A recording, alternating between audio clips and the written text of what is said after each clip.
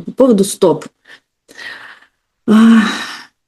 Конечно, ноги, там очень много конфликтов разных, и мы полностью рассматриваем это на курсе. Есть тазобедренные, начинаем, если ноги, да, есть колени, там свои моменты, там есть голени, и есть на стопах тоже у нас есть пятка, которая похожа, похожие проблемы со стопами, но немножко они свою специфику имеют именно пятка. Есть каждый пальчик, есть вальгус, да, который может в подагру перерасти. Это все отдельный конфликт. Но сейчас я хочу поговорить на более таком моменте, с которым чаще люди сталкиваются, это когда болят сами стопы. Вот просто подошва, да, на которой мы стоим, она иногда болит. Иногда болит настолько, что человек идти не может. И что самое интересное, что вроде бы не ушиб. Мы исключаем, да, когда моменты, когда это произошел какой-то ушиб или удар, это понятно, оно восстановится и пройдет. А вот если вроде бы ничего не происходило, человек не ударялся, ничего не делал стопа обычно начинает болеть, и особенно какая-то одна. Но бывает и две вместе. Вот. И там есть два основных таких момента. Когда есть какие-то внешние проявления, например, типа натоптыши, мозоли. Вот у меня тоже была девочка на консультации, у нее был такой натоптыш или мозоль полностью по всей стопе. Представляете? Вот вообще полностью на одной. И она, так как она давно с этим уже работала, она ходила к подологу, который просто ей это все снимал, этот мозолик срезал, она там пару месяцев ходила, все нормально, потом опять он нарастал. Вот. И наконец-то уже потом, когда пришла поговорить об этом со мной, то оказалось, вообще хочу сказать, что когда есть какие-то внешние проявления, начинается это всегда с сухости кожи, чуть-чуть огрубевание происходит и так далее, это всегда, потом уже эти натоптыши или мозоли, это всегда конфликты разлуки. То есть это мы хотим с чем-то очень разлучиться. И, скорее всего, это неудобная обувь. Самая банальная причина, как бы нам ни казалось это таким вот. Вот у этой девочки было, как было, у нее все-таки на двух ногах, по-моему, была, на двух, да. У нее была такая тема, что она когда-то устроилась на работу, молодая еще была, устроилась на очень престижную работу, ей она нравилась, хорошие деньги она получала и так далее, но и там должна была находить в униформе. Вот. И униформа предполагала туфли на каблуках, такие классические лодочки, а у нее такая достаточно широкая ножка, и они ей сжали эти лодочки. И вот она мучилась 9 часов, ходила на работе на этих лодочках, еле-еле доходила до дома, потом приходила с таким уже прям аж гневом, эти обувь раскидывала, да, прям отфутболивала дома, скорее избавиться от них. То есть очень сильно хотела избавиться от этих, это же, она хотела ходить в этой обуви, она хотела на эту работу ходить, но ей было неудобно.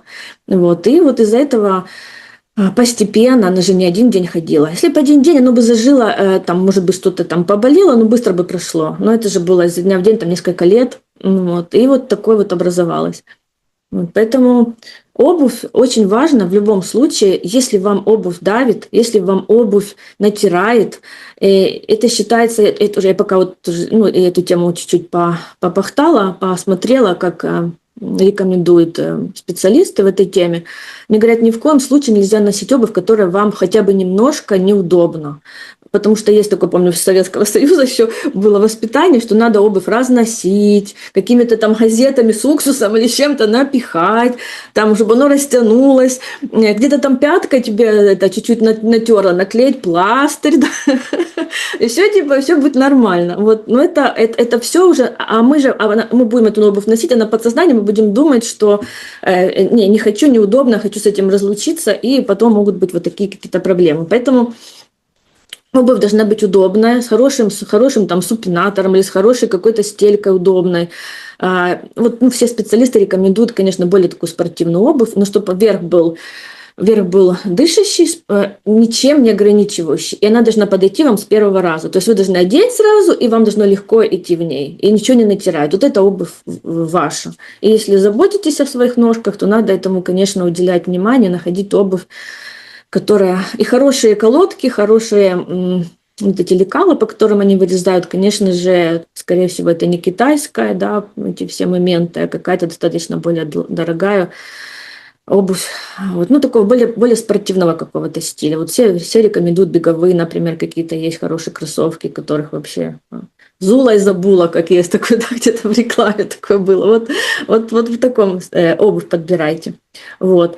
Ну, это на первом таком уровне обувь надо, но это основное. Надо исключить неудобную обувь, это первое. Особенно, когда есть вот эти какие-то натоптыши. Да, потом очень важно, если мы уже сделали, как эта девочка, да, она обрезала себе. Когда мы уже делаем что-то хирургическое, какое-то вмешательство, да, если мы сдираем. Если еще когда просто там пемза, это еще ладно. А вот если уже прям срезаем ножом, там вот эти гладкие срезы такие происходят, то, конечно, само потом тело очень медленно, если восстановится, то очень медленно, надо прям терпеть, да, работать с этим, там, какими-то другими уже более сидящими средствами переходить постепенно, пока избавишься, потому что не так легко. Легче вот сразу, когда вот только вы увидели что-то не так с этими с ногами, то сразу надо разбираться. Вот. Но это может быть от любого, от контакта, кто-то ли любит босиком ходить, может быть, какие-то носки даже синтетические. То есть, понимаете, но это же любая внешняя сухость кожи, это всегда связано с тем, что мне что-то неприятно. Вот. И это может быть сочетано, либо отдельным конфликтом идет, когда в целом на ногах ничего нет, ножки хорошие, гладенькие, мягенькие и все остальное, но они болят. Причем болят так, что даже и наступать тяжело. Это вот с этим тоже такой момент сталкиваемся. И тут вот чистая психосоматика, самообесценивание. Это всегда связано с тем, что мы куда-то и не хотим идти. И практически всегда это связано с темами с какими-то семейными.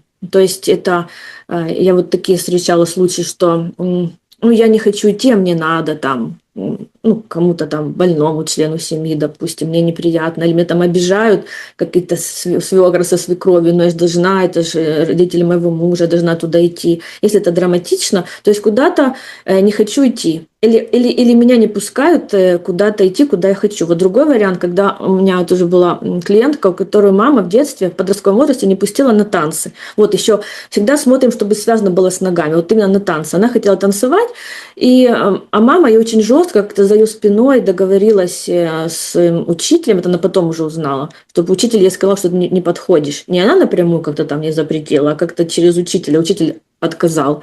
Вот. А мама просто сказала, что если ты будешь ходить на танцы, у тебя всю жизнь будут болеть ноги. А вы понимаете, что мама еще и прокляла, что называется, потому что мамино слово, оно что заходит у нас, минуя все барьеры. Все, что сказала мама, это у нас воспринимается на уровне, сразу очень глубоко пробивает. Вот она уже много ей сейчас лет, эта женщина, и у нее пожизненно периодически, когда она либо не может пойти, куда она хочет пойти, как тогда на танцы в детстве, либо осуждает себя там за то, что она куда-то пошла не туда, сама себя винит. Вот у нее происходят эти боли в ногах. Еще у меня есть тоже девочка, у которой тоже похожая такая проблема. Она в тяжелом разводе в таком, и она все время себя винит, как я могла так долго жить в этом, как я могла так долго не уходить. Как я могла вот это так себя там не любить, обесценивать, не заботиться о себе, чтобы вот это все терпеть. Вот это, и подсознательно, да, не ушла. Уже давно надо было уйти, а я не ушла. И вот это она постоянно в себе это взращивает вот эту тему. И ноги же у нас включаются как бы всегда помочь. Не хочешь ты туда идти, не пошла куда, не пойдешь ты вообще, вот болит, ходить вообще болит. Вот. Поэтому первое, что надо сделать, это, конечно, понимать, что той дорогой, которой мы идем, это самая правильная, самая лучшая дорога для нас в данный момент времени. Если в какой-то момент времени мы поняли, что мы пошли не туда, опыт приобрели, зато поняли, да, что это не наша дорога, и спокойно переходим на другую дорогу, идем. Чтобы не было вот этого самообесценивания. Я молодец, это же наша мантра, да? Я молодец в любом случае, и все дороги, по которым я пробую идти, они мне нужны. Вот прям вот такое вот спокойствие и внутри, и понимание. Очень хороший метод – это, конечно, выписать. Вот если вы не понимаете конкретно сейчас, с чем связана ваша боль в стопах, вот, то вы можете просто выписать все дороги, по которым вы сейчас идете, либо не хотите идти, либо не идете туда, куда хотите идти, либо ругаете себе, что когда-то вы пошли по какому-то неправильному пути. Просто выписать и как минимум 3-4 пункта по каждому вот этому параметру по своей дороге выписать, какие варианты другого развития событий, насколько вы это принимаете, насколько для вас ценно все-таки, если вы их должны куда-то идти, куда вы не хотите, найдите какие-то для себя, да, мотивацию, почему вы туда идете, ну и так далее. Вот это обязательно. Если на уровне, это основное, это повлияет. У меня тоже такие случаи были, что мы прям поговорим, поймем, вот это проделаем, все, человек тут же говорит, все, у меня уже ничего не болит, все хорошо.